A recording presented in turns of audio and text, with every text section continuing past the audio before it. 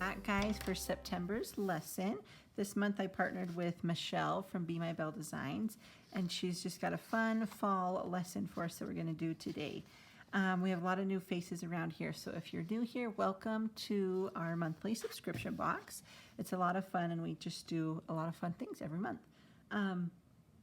We are going to be switching to live sessions, so we'll be phasing out of the YouTube videos slowly as the year ends, and then for sure in the new year we'll be switching to those live videos. They'll still be recorded so that you have the lifetime access though. So with that being said, let's go ahead and get started.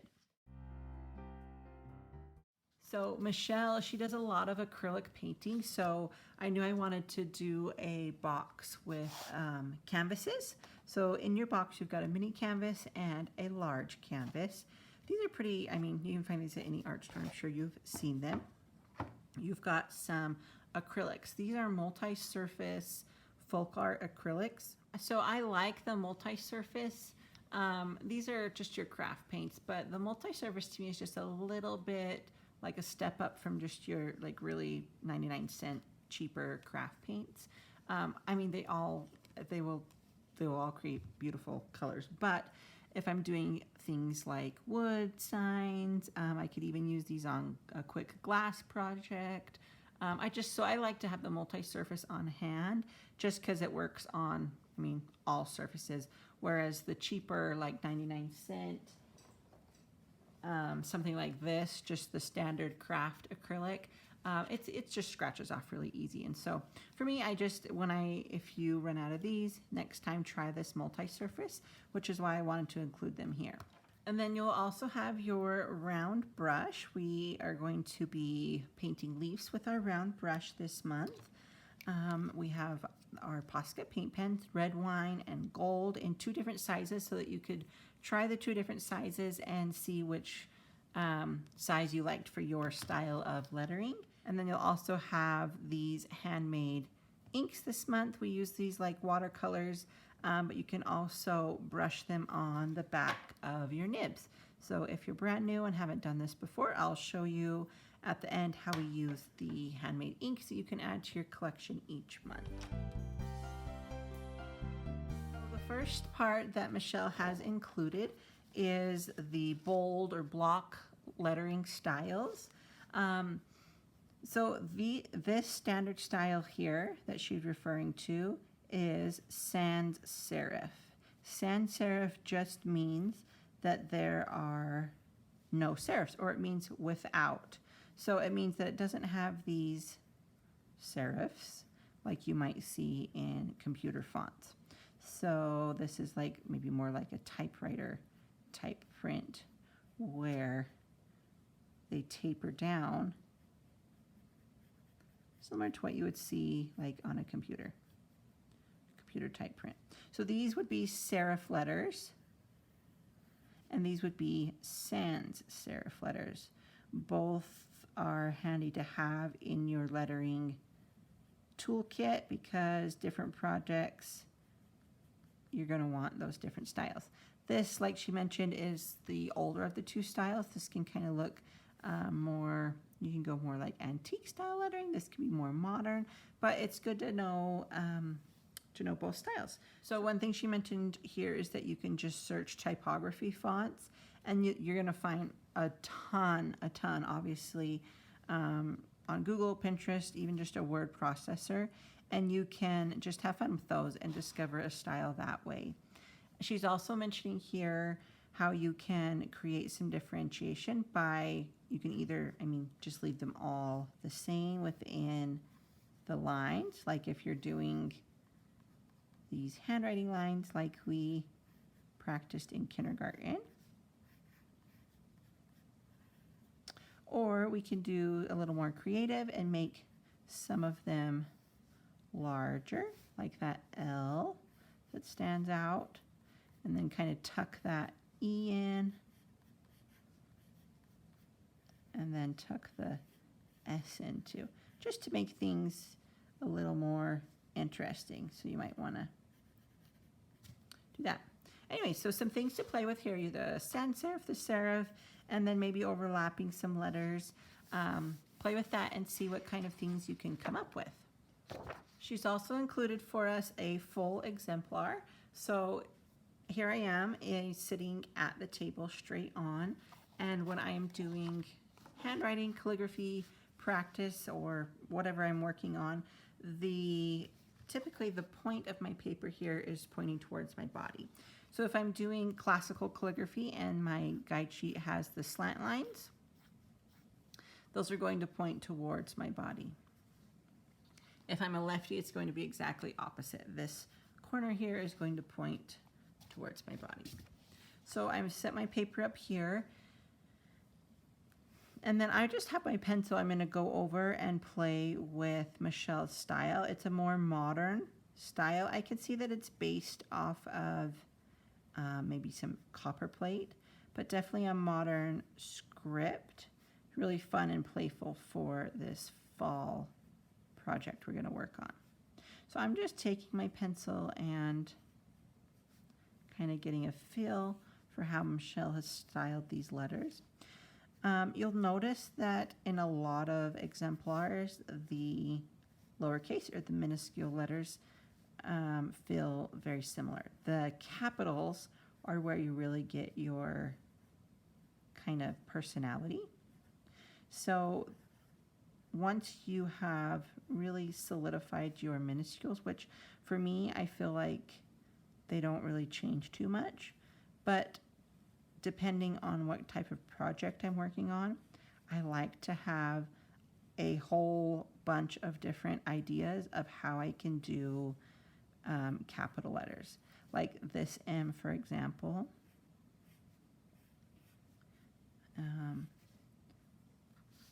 There, can you see it? Yep, this M, for example, is just a really classy M. But just by knowing that I could change that to be more loopy, that's going to make it a little more feminine. But sometimes I'm working on a project, especially like engraving. If I'm at an event and I'm engraving like colognes and someone wants a more masculine type letter, it's nice to know a lot of different, just to have a whole bunch of different capitals in your pocket so that you can offer a whole bunch of variety. You can even do serif and sans serif. So you can see just how by knowing all these different exemplars and practicing them, you can find your style, find what you love, but then also, depending on your project, you can switch it up to help match the vibe. Like when I'm doing projects on wood, sometimes it feels like it needs to be more rustic, not as flowy, bubbly. So I like this entry stroke that Michelle has in her alphabet, a little more simple. Anyway, so that was one reason why I wanted to include a new exemplar every month, was so that you could have the chance to practice and see what you enjoy and what style you really love. And I feel like styles change. Sometimes I'll be a really flowy classical style, and sometimes I'm really in a modern style for a couple weeks or a couple months, and then I'm ready to try something new. So go ahead and practice with that. Again, I just used pencil. If you want to put tracing paper over, you could keep going. If you've been around for a while and you have other tools, you could use brush pens to try and get that thickness. You could use your glass pen. We've used our dip pen, but I always just want to start with a pencil.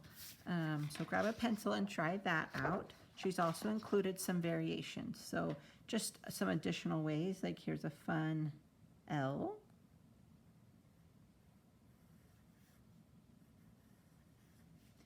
And there's another way to make the M a little more curvy, a more curvy E, and just some ways you can change it up. So go ahead and play with that and see what is standing out to you and what styles you are enjoying. practice with your letters, we've got some leaf samples in here and just some little doodles, little acorns, some little berries, some small leaves, some things that you can practice. And then you can, kind of play with it yourself. If you want to look up line drawings, that's something I always look at for inspiration. Is just, I could look up leaf line drawings or fall foliage line drawings to get some ideas. This is Michelle's style that she has so graciously shared with us. So I'm going to keep this handy with my project example here. And then I also included this just for a fun little sample. This wasn't done on canvas, but she did create this exact design on chalkboard, on a chalk window as well. So that was a fun idea. And for some reason, my print shop this didn't come out in color like I had sent it. So I'm gonna put this on the blog in the color photo, both of these. But I also kind of like that it's black and white, because I know when I'm looking at samples, sometimes I see the exact colors and I want it to match perfectly. So it's nice to see the black and white so that you can think for yourself and just use the colors that you have. But I'll throw both of those colored projects up on the blog this month. And then this, you can see if you look closely, this was a photo right from a canvas, so you can see the texture in the letters. That is from the texture in the canvas. So this is what we're going to work on first.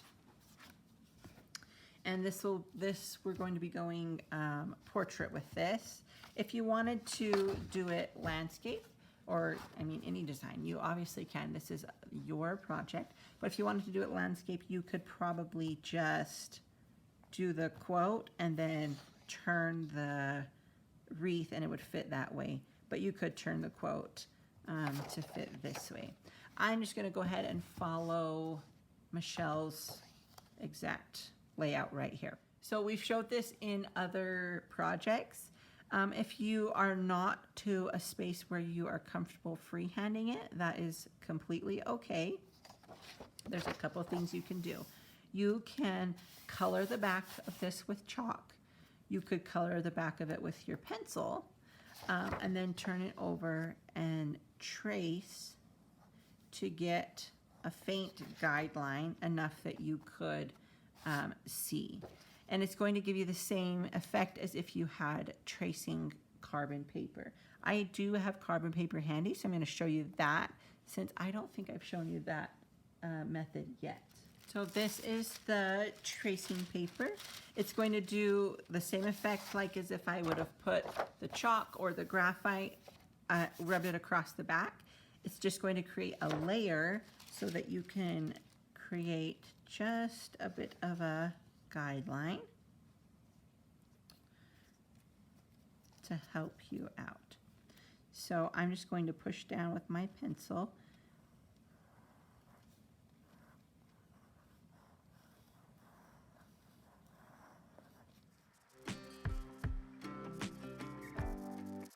And then I'm just going to kind of put the shape of the wreath just as kind of a guideline.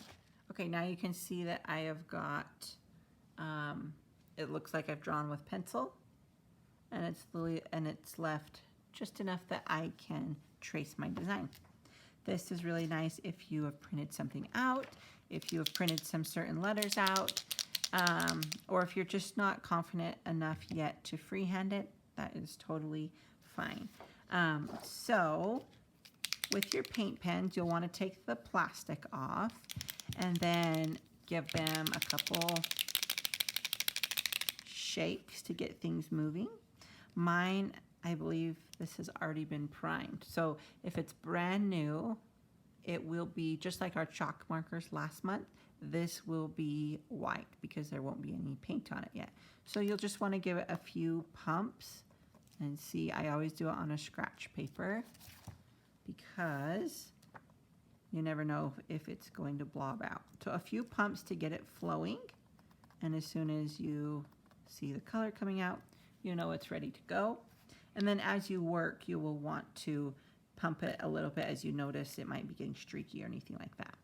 And then the gold one is going to be a little bit larger size, just so you could see the different sizes and get that flowing. And then I'm going to do, I think, the leaves and the breeze in gold and the fall and the autumn in the red. And so I'll show you how you can thicken that fall and autumn. So I'm just going to go over my sketch. And you don't have to do this exact style if you have a different F that you completely love, or you've been practicing flourishing. Totally mix it up. So I am going back to do some foligraphy. So anytime my hand would naturally come down, I'm going to thicken the strokes. So let me show you here. This is where I go up when I'm writing. Now I'm coming down, so I'm adding another nib width to keep it proportioned, just one.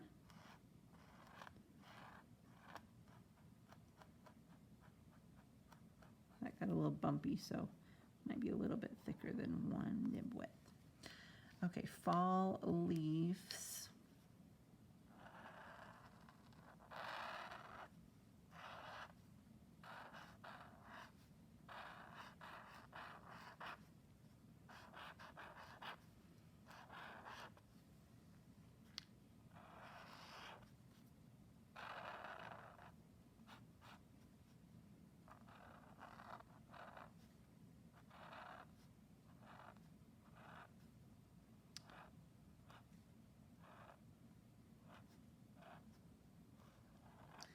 Thickening those downstrokes. And then I want to let that dry for just a minute so that I don't smear the red into the gold. Okay, so that red maroon color is dry. So that was with the thinner tip, and you could do these vice versa. I like to use the thinner tip for like foligraphy, script style writing.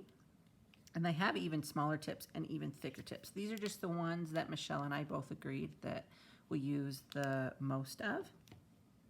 And this one's a little bit bolder, so I can go up and tuck that.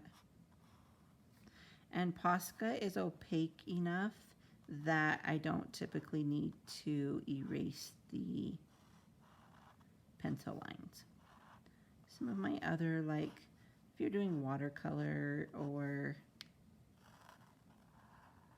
some inks, calligraphy inks, you would want to erase them first. But I just know that Posca is opaque enough. That's why we love it, that I don't need to erase.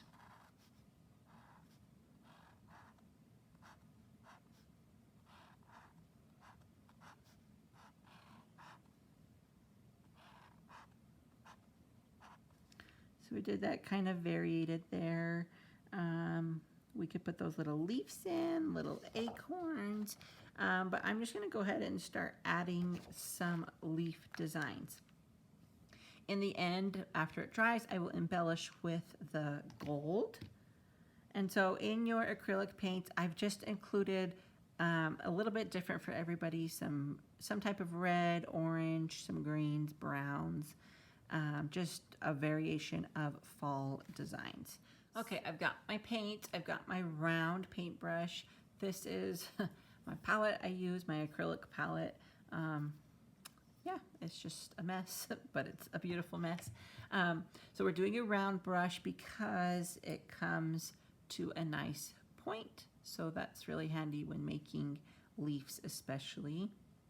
And you can even do your lettering with this. If you wanted this script a different color, you could do it with your brush.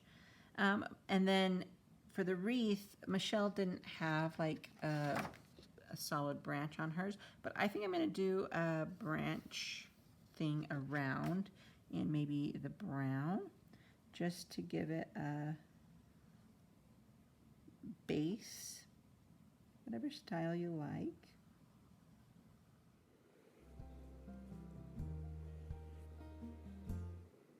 And the reason I usually paint nature or like mountains or flowers is because it's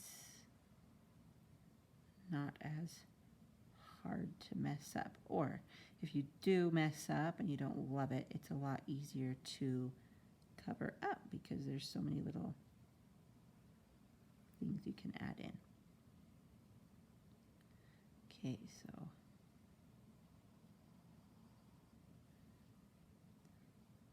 just putting a little wreath in.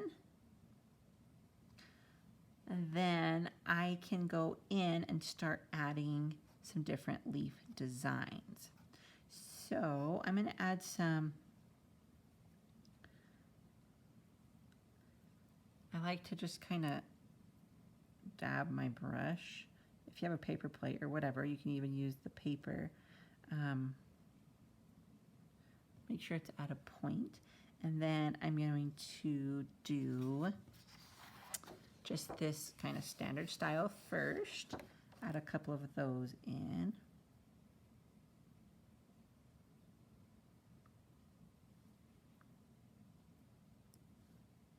So I like to touch the tip. Let's see if I can. When I'm doing leaves, I like to touch the tip and then push and lift. And I like even a sharper tip. So I'm going to get some more green and then touch the tip, push, lift, touch the tip, push, lift.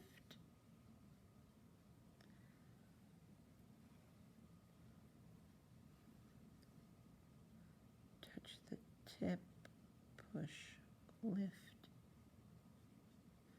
touch the tip, push, and lift. Okay, and then this is just the base. I'm going to go back in and add some highlights. So it doesn't need to be perfect yet. I mean, you want the base kind of shape. You can do it opposite sometimes if I'm, so you can push and lift, but it's a little bit harder to me because you have to kind of twist your brush. It creates a little different effect, but so if I push and lift, push and lift, I'm kind of twisting my brush there, and then we'll come up here and push and lift.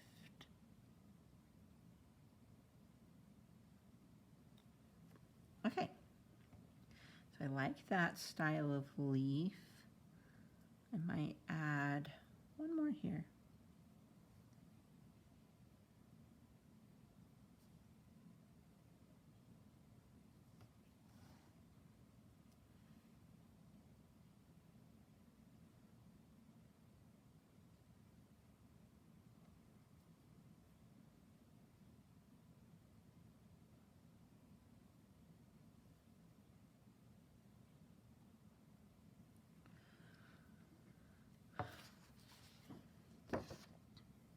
Okay, and then we might do some of this.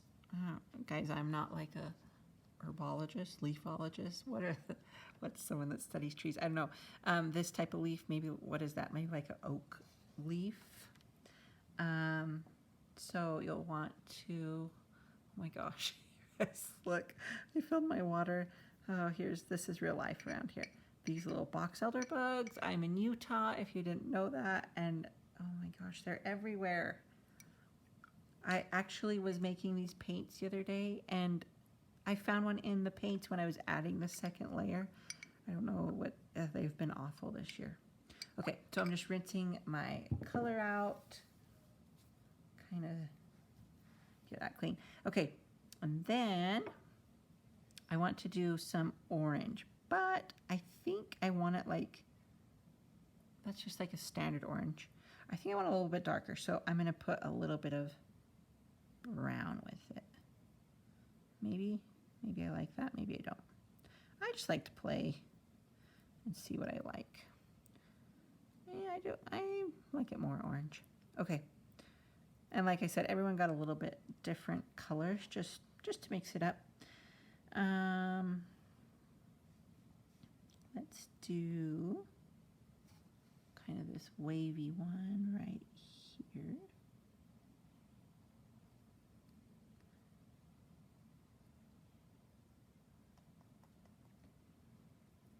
And maybe one over here. Again, this is like the kind of base layer.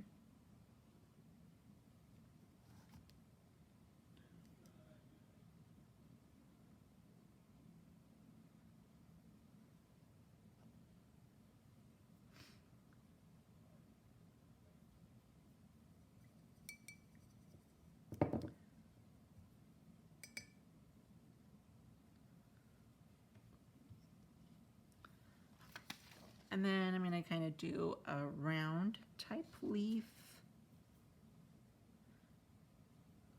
Maybe just brown.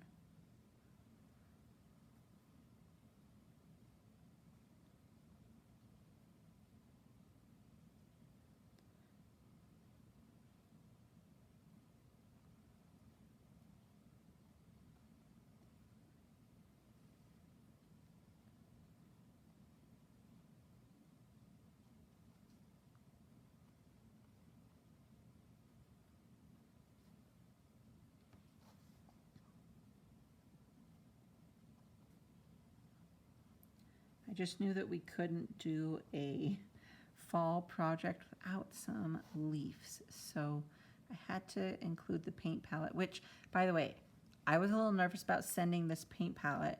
So I kind of got like, not just a low grade one, it was one that I felt like snapped together pretty well. And then I put it inside that bag to seal it just in case. So if there was any problems when it arrived, let me know, because I really thought it was going to be okay, but definitely let me know if there was any problems.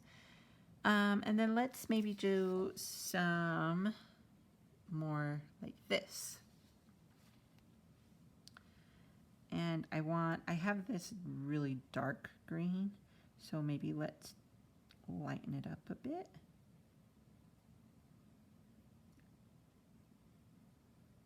I should have mixed that on my palette, but like I said, I just like to play.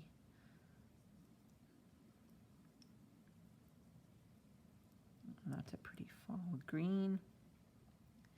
Okay, so let's do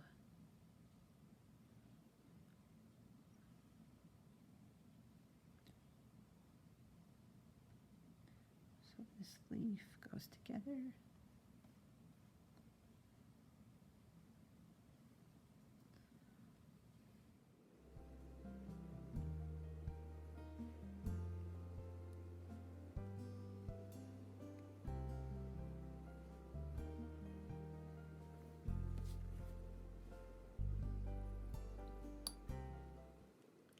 Okay, I'm wanting some more orange, but maybe lighter this round. So I'm gonna mix some of that white. I tried to give everyone plenty of white so they could get a variety of colors. And I think I'll just do some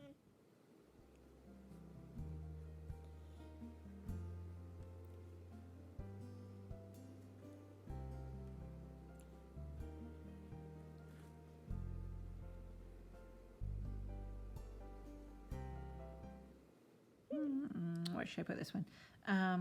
So just have some fun with some different leaf shapes. Like I said, that's the nice thing about like nature and landscape and that type of stuff, is that you can just usually kind of have fun with it and just add some different elements. Okay, but I still want some more of the orange color. And I haven't done anything red. I'm going to actually add a dab of red in there. Yeah, there we go. That'll give us a fun color.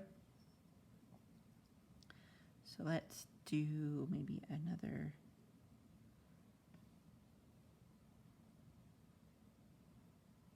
squiggly type leaf.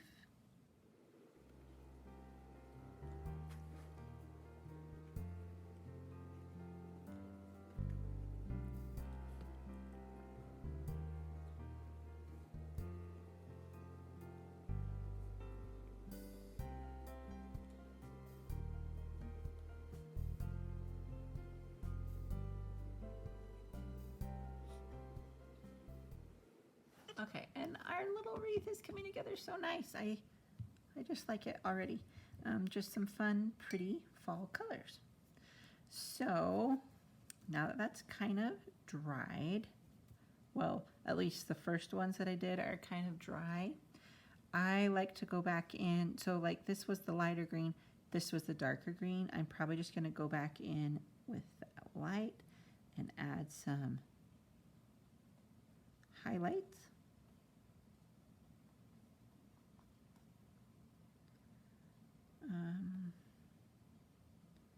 It's kind of like, maybe like, I think this style would be like dry brushing it just a little bit. I can even go back with a little bit of white, just a touch there, to really make those have some dimension.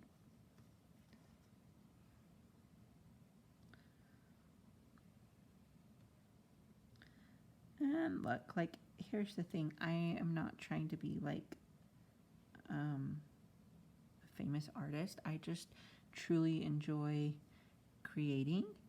So I know there's like a lot of art principles that we could talk about and so many different things, but I just like to be able to sit down and enjoy myself and not have to like follow rules.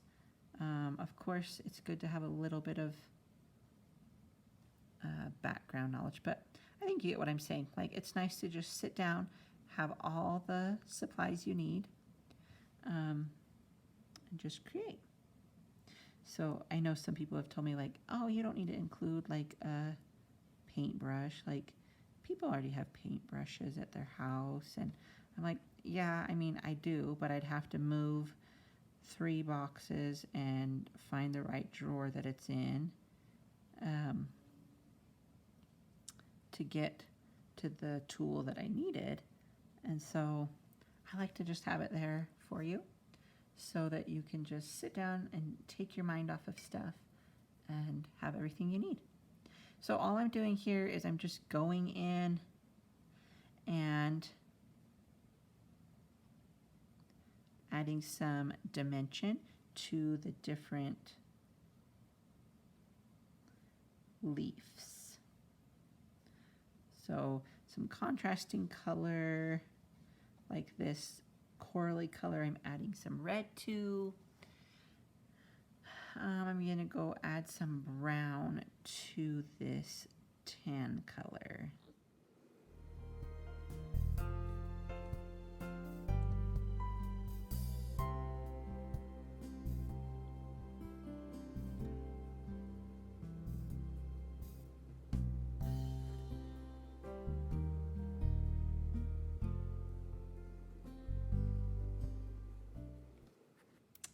Okay, and then let's see, let's add something to the orange ones. Make it a little bit different.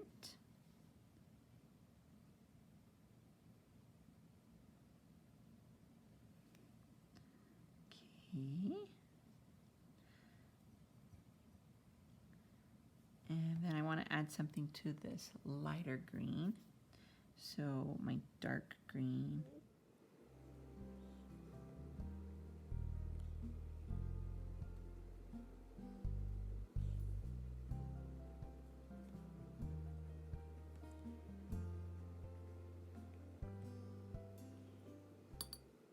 Okay, and then maybe a touch of white for some highlights on some things.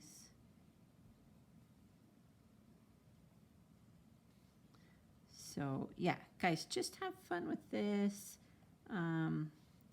Leaves are just a fun way to just explore with paint because there are so many different kinds of leaves, so many different shapes. Yeah, just have fun with it.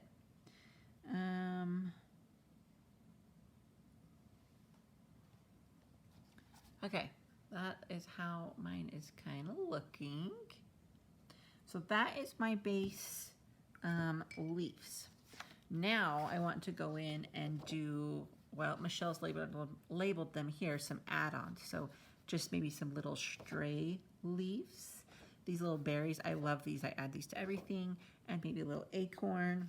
So I'm gonna come in with, I think, brown, because it would, actually I might do a couple different colors. So I'm just gonna fill in some gaps.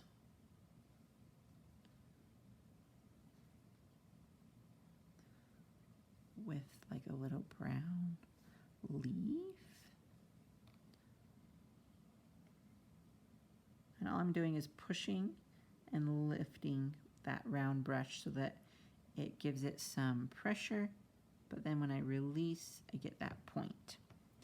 And probably add like a little orange next to it.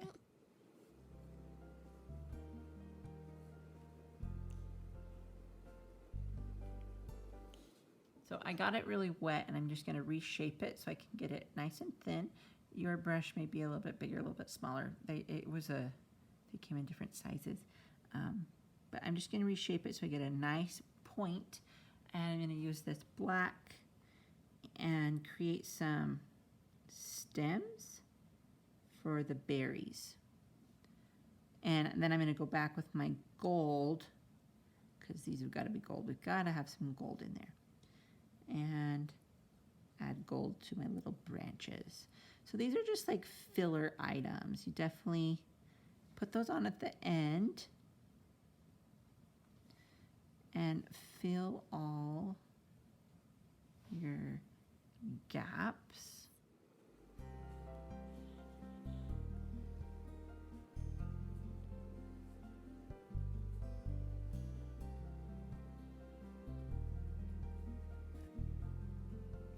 It's nice to have some overlap to make your wreath look really full. And okay, my wreath is turning out to be much fuller than Michelle's, which different style, totally okay.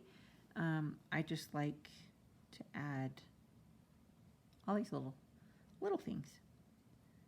And sometimes it depends on how much time I have or when the kids come in crying or needing me. Then I know it's time to stop and be done. But I'm really, really loving that. Okay, so I'm gonna go back. After that's really good and dry, I'll add, I could even use the red, would be pretty to add some little berries. So maybe I'll add in a few little acorns. Maybe just some cute little acorns right here is kind of like a tie it all together. I'm gonna do kind of a triangle shape and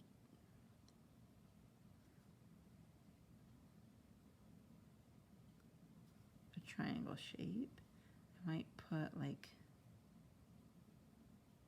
a dab of black on the end to put that little acorn cap on. Is that what it's called, a cap? I'm not sure. But it's a little textured piece.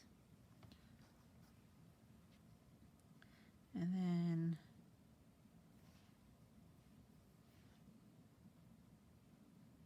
I feel like I need a few kind of scattered in to tie everything together.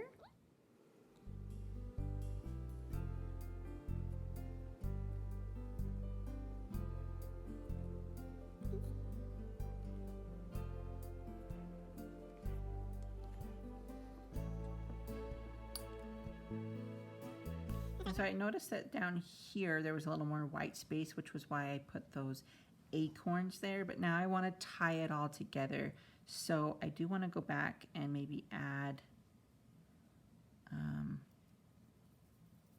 another leaf in.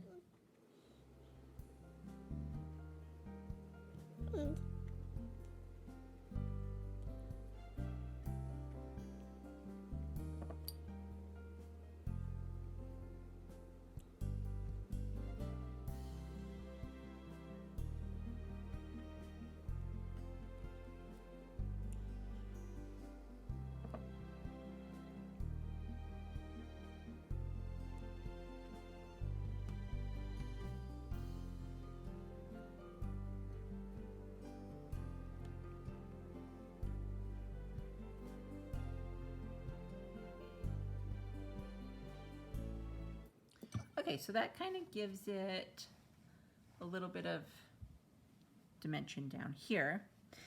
And then I'm going to let that all dry.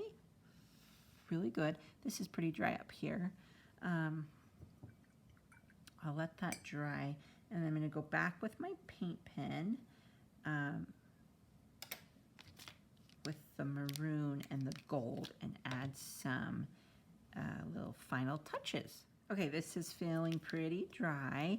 I am going to go in and add some. The paint pens are nice to get that nice sharp round edge. I'm going to do just a variety of this red color and gold color just to tie everything together.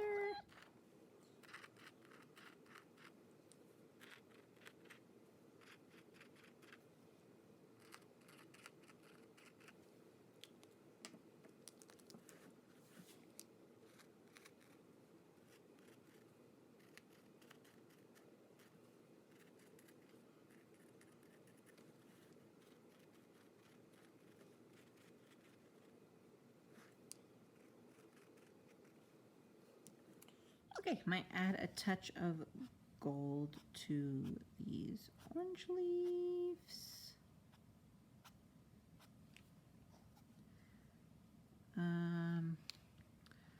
Looks like we still need a touch of something on this last one I added. Let's do that. Maybe a touch of brown too.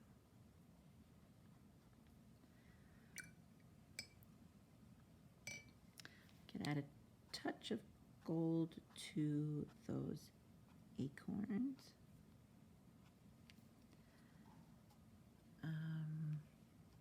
Yeah, I think it's looking, I think that's pretty good. Let me zoom out here.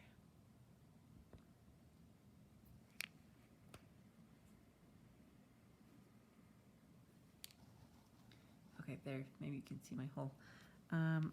I just love gold so much I might add a few, just kind of like little, maybe like their little twigs or just a little touch.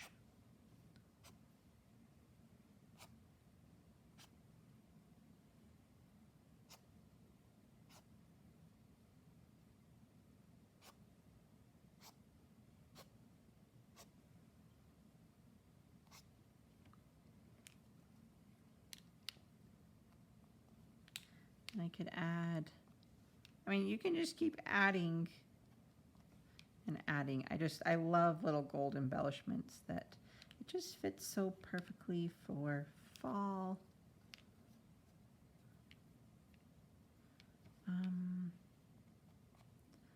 Okay, I think I'm gonna stop.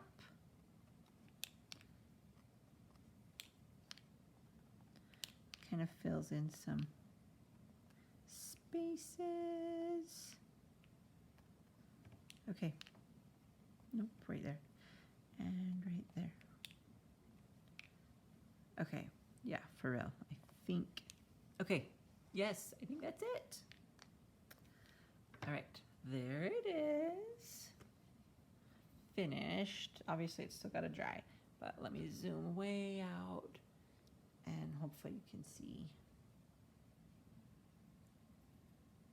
all of that.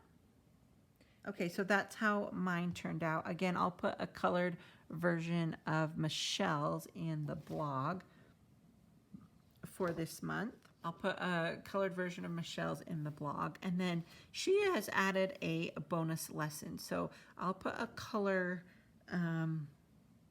photo up that you can do on your little canvas, or you could put it on your big canvas too, and I will put her video here. So anytime I go ahead and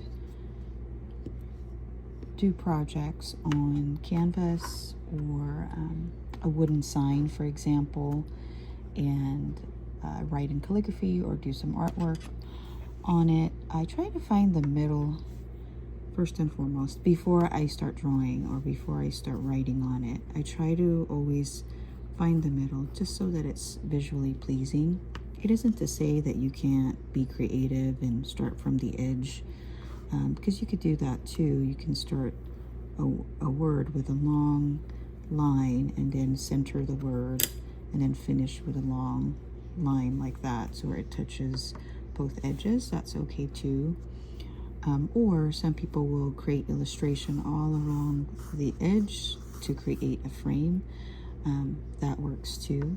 But for this project, we can find the center, so that way, because we're gonna draw a pumpkin, we can find the center and then start also identifying some edges here where like right here, I just kind of, you know, did maybe 1/4 of an inch along each side of the square, just so that we don't touch that with any writing or drawing.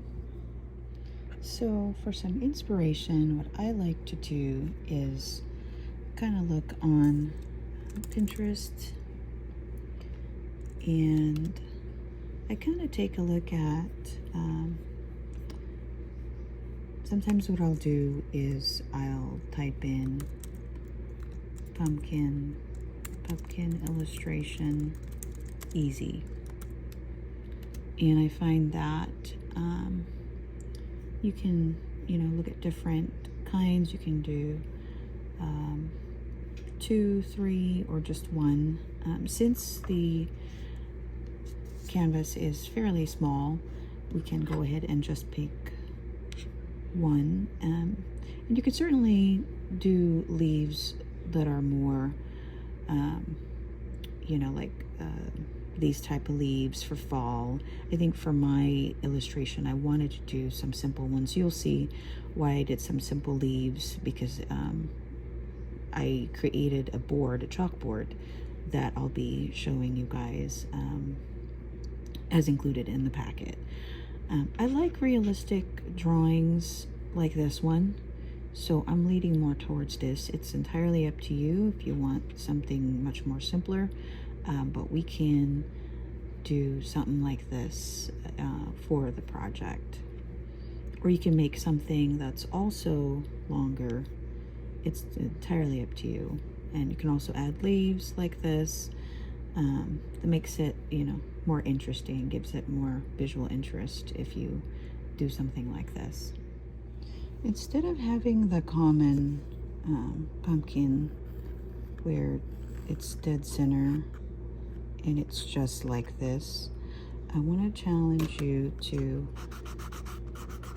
do a pumpkin that's a little bit more tilted.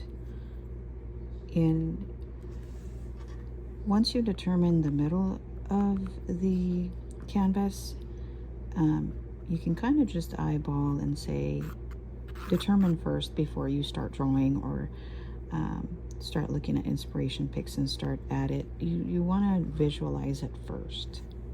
Okay, so let's go ahead and give it a try.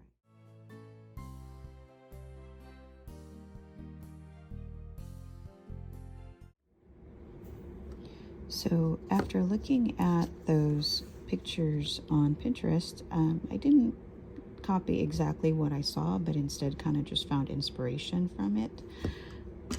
This leaf kind of touched the edge a little bit, but you know, we can fix that later. But you get the idea though, how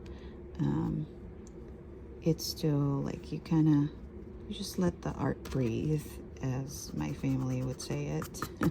Everyone in my family is an artist.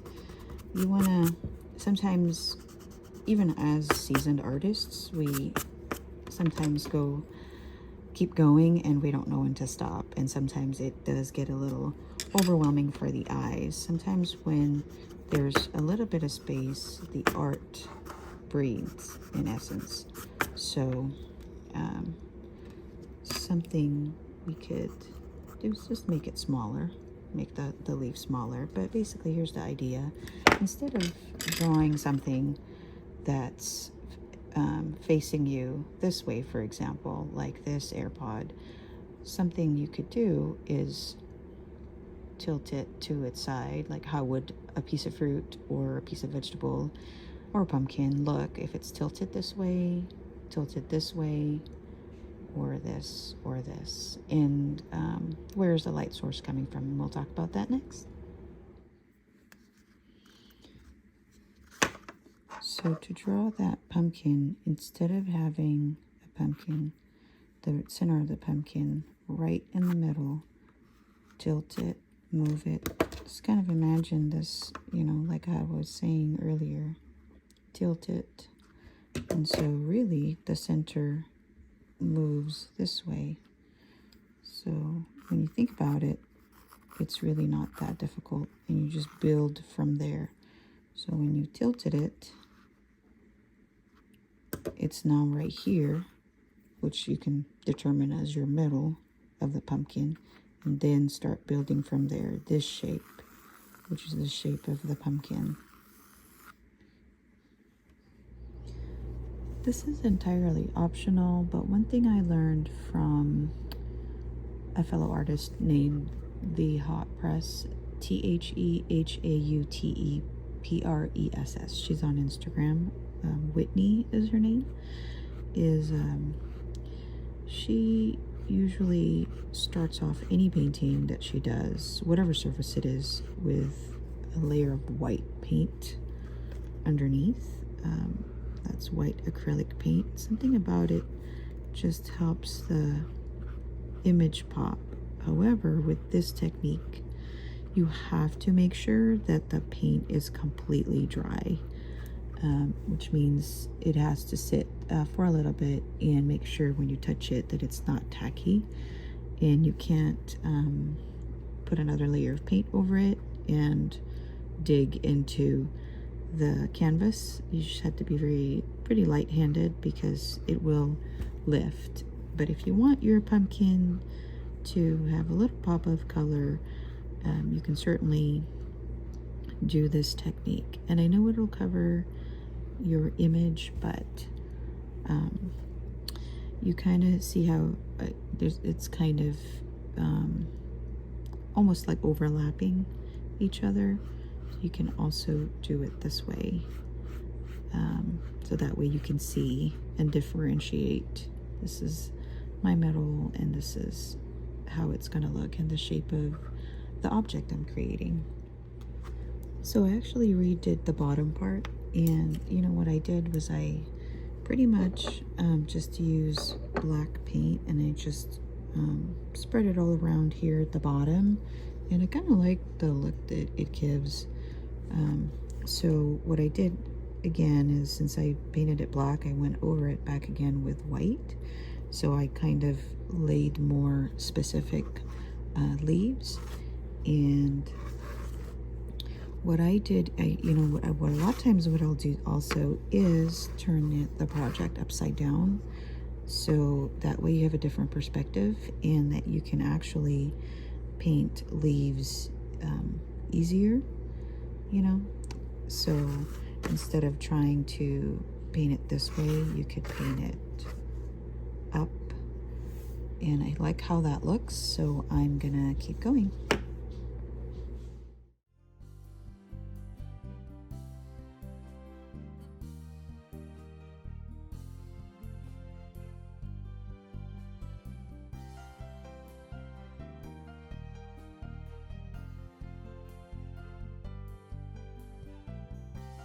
if you've completed your big canvas and your little pumpkin, a little bonus lesson from Michelle, then we have our quote for the month.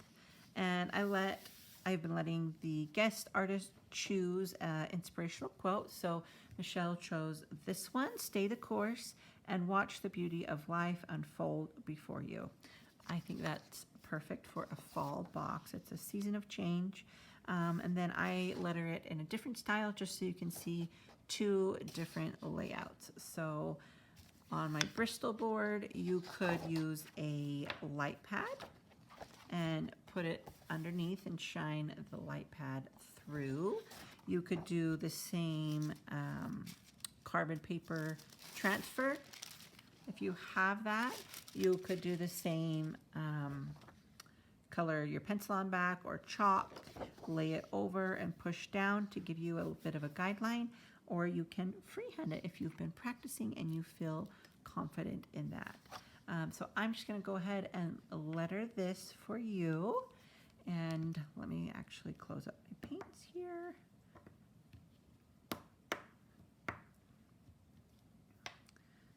And I'm going to use my paint pens.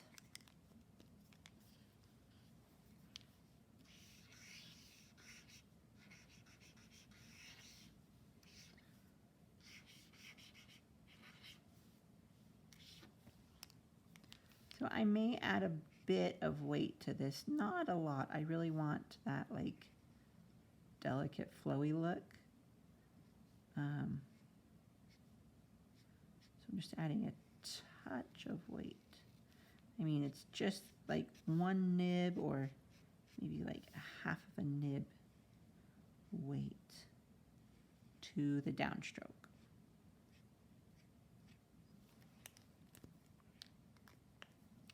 Stay the course. So when I'm freehanding this, if I'm looking at something, I've put my stay the, and then I just look, okay, the C needs to go before the T, and that kind of helps me line everything up. So just a thought, if you want to try freehanding it, I'm just looking, I'm gonna do the C, and then I'm just gonna go right over top of it.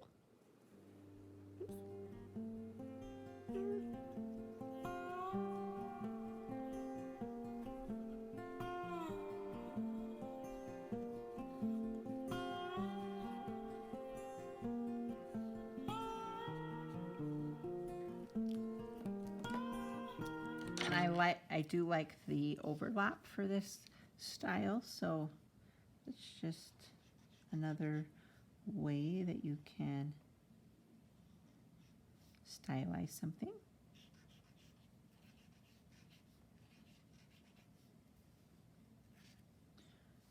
Watch the, so I think I'm just going to leave that monoline because it's smaller. I'm going to go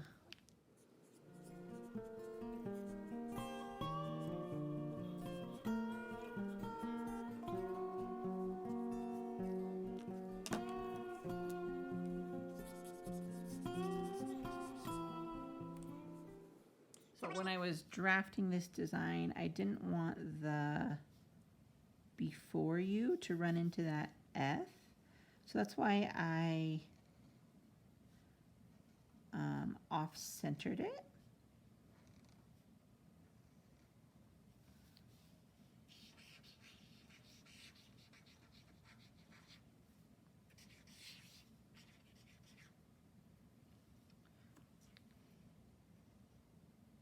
And then you can fill in this space with another little fall design or any type of design.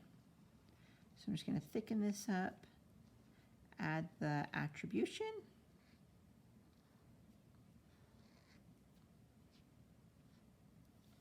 And you could do something fun, like we could put it, let's see, Jeffrey.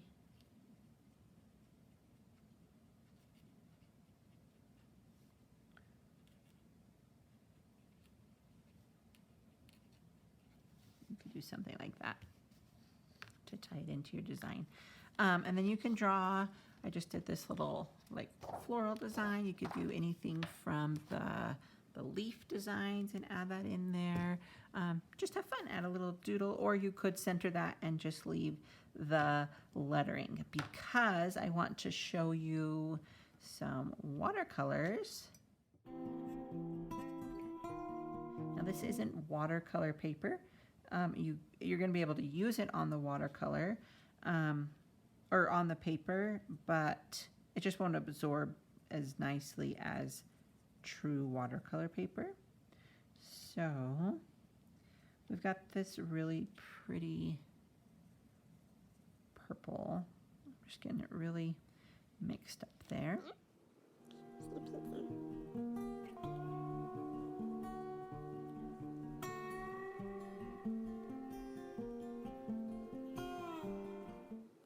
Little flower type design. And then maybe we'll add in, this is a navy.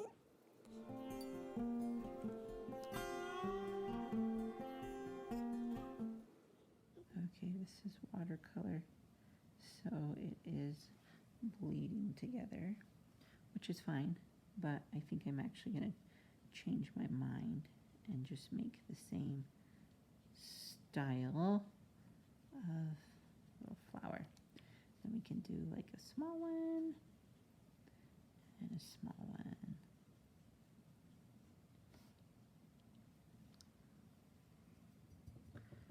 And then you have a pretty fall green. It's like a, maybe like an olive type green. You could add in some leaves with, whoops.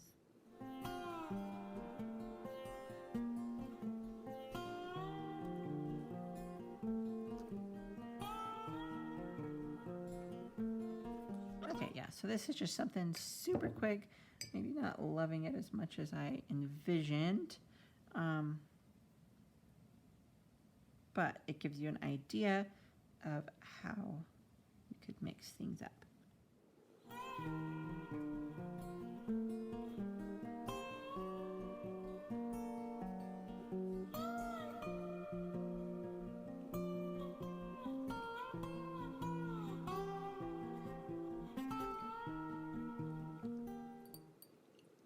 Okay, so like I said, you may not want to use the watercolors, but that just gives you an idea. And like I said, this is Bristol board, so it's not ideal for watercolor, but you could use it on there. It's just going to take a lot longer to absorb and dry out. So have fun with your quote. Share with us what you do. I definitely want to see your designs. And then the last thing I want to show you is, if you are brand new, you can use the handmade watercolors, as calligraphy ink. So I'm just going to use my brush and brush it on the back of the nib, and then I can just write like I would. Let's see.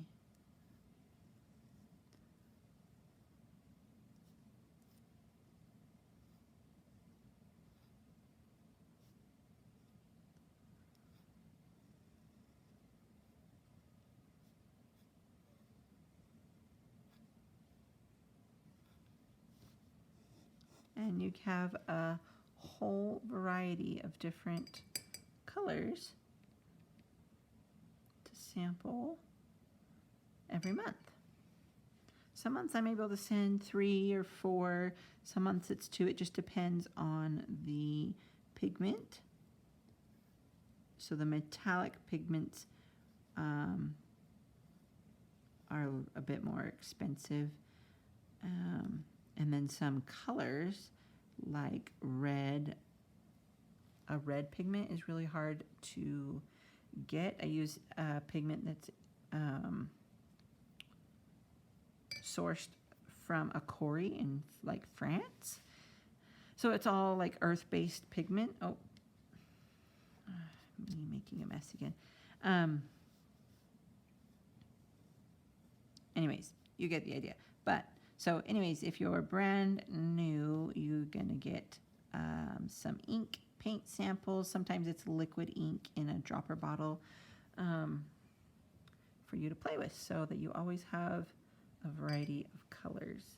Sometimes it's metallic, sometimes it's just matte, but either way, they are made with love, and I hope that you guys are enjoying them.